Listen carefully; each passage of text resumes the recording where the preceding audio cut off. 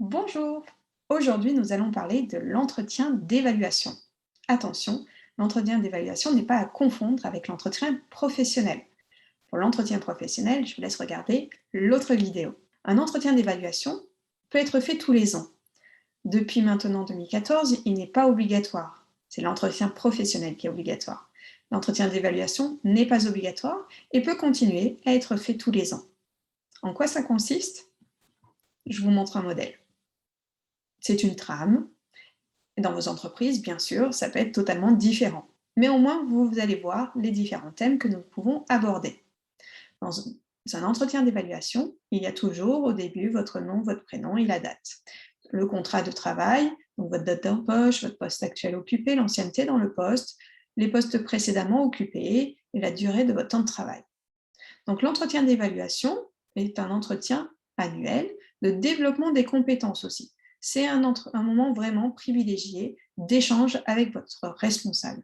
Donc c'est pour ça que la personne chargée de l'entretien doit également notifier son nom, son prénom et son poste.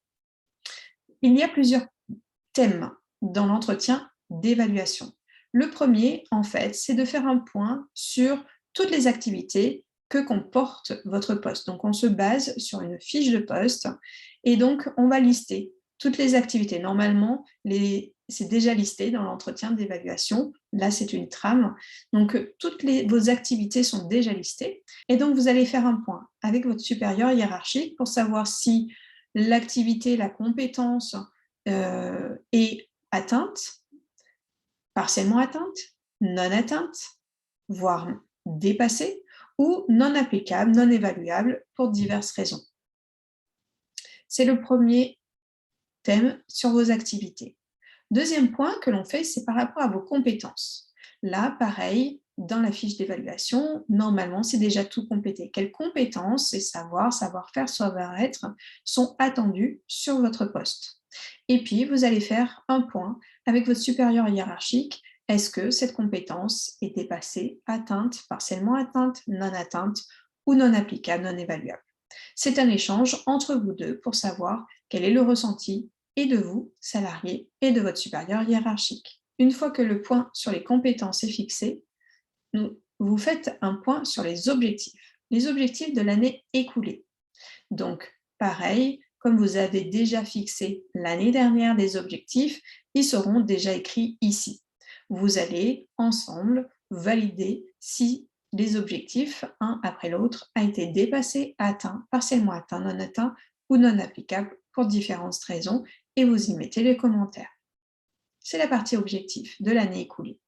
Il y a forcément un bilan global de l'année pour savoir si, de façon globale, par rapport à la maîtrise de votre métier, eh bien, c'est dépassé, atteint, partiellement atteint, non atteint ou non applicable. Et puis, il y a des commentaires en bilan. Il y a aussi le niveau de réalisation des objectifs. Donc, de façon globale, pareil que les activités et compétences au-dessus, maintenant sur les objectifs de façon globale. Dépassé, atteint, partiellement atteint ou non applicable avec un commentaire.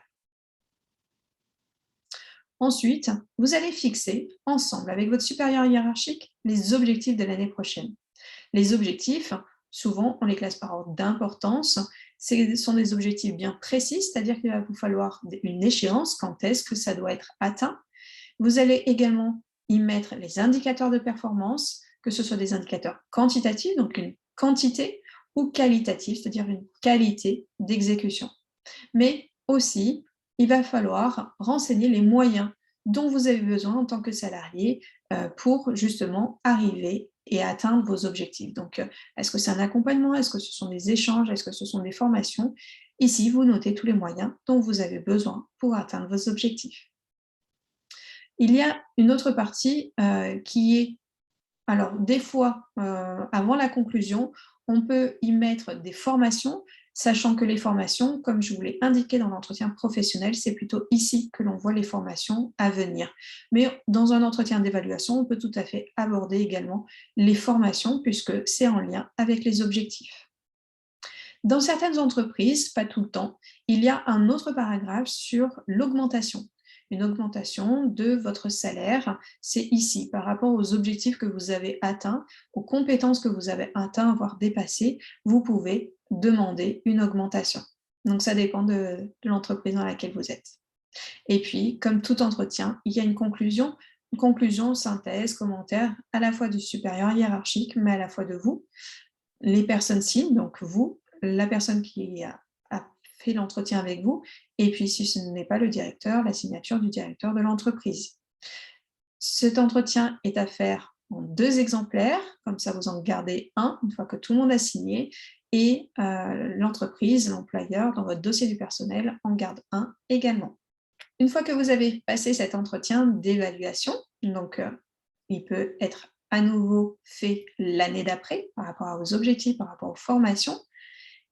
Vous pouvez faire aussi un point en milieu d'année, un point d'étape par rapport à vos objectifs. Et puis, lors de cet entretien d'évaluation, normalement, il ne doit pas y avoir ce que j'appelle de scoop. Il ne doit pas y avoir une annonce assez importante de dernière minute, ni de votre part, ni de la part de l'employeur. Ça doit être un entretien sans révélation fulgurante, mais vraiment un moment de partage pour pouvoir avancer ensemble et mieux travailler ensemble. C'était l'information sur l'entretien d'évaluation. Je vous dis à bientôt pour un autre thème et en attendant, prenez soin de vous.